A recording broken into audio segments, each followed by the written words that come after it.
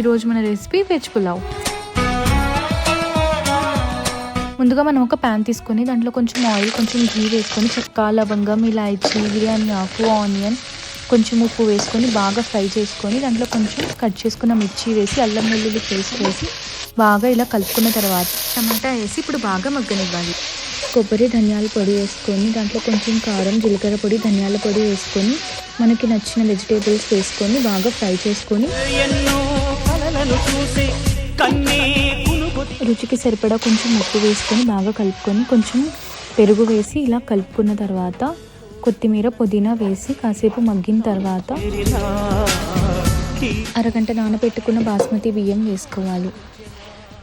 1.5 glass of basmati బియ్యానికి 3 గ్లాసులు of నీళ్లు వేసుకొని కొంచెం ఉప్పు, కొంచెం నెయ్యి వేసి ఒక 20-30 మినిట్స్ మీడియం ఫ్లేమ్ మీద పెట్టుకుంటే మన వెజ్ పులావ్ రెడీ.